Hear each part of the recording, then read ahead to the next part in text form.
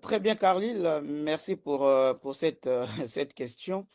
Euh, Rappelons d'abord, avant d'entrer dans le commentaire de cet article 64 auquel fait référence l'ancien président Joseph Kabila, rappelons que le président Joseph Kabila lui-même n'a jamais respecté la constitution de la RDC.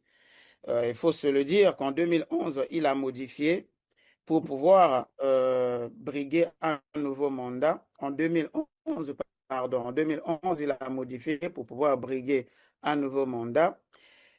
En 2016, son mandat devrait se terminer. Il n'a pas organisé les élections. Il n'a pas organisé les élections et son mandat a été prolongé par la Cour constitutionnelle de la RDC de 2 ans supplémentaires. 2 ans supplémentaires.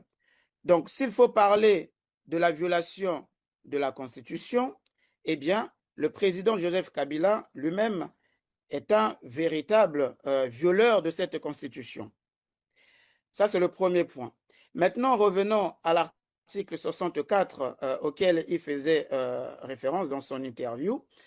Eh bien, cet article dit ceci. Cet article impose en fait, en vérité, aux citoyens de faire échec à tout pouvoir qui est exercé en violation de la Constitution.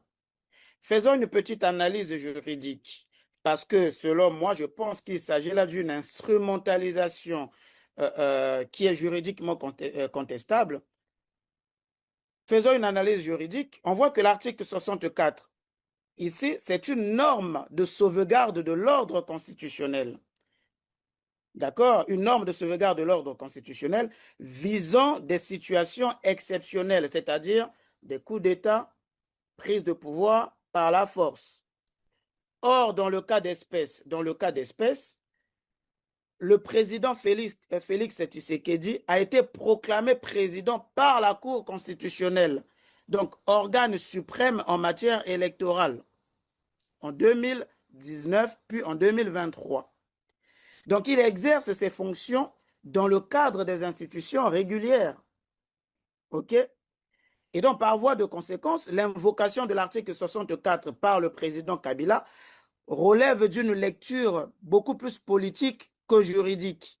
Puisqu'en droit constitutionnel, cet article ne peut être mobilisé contre un pouvoir issu d'un processus validé par les juridictions constitutionnelles. Mais je vous arrête parce que ce que vous dites est assez intéressant. Ça rejoint un peu les propos du doyen qui parle d'un moment de bascule.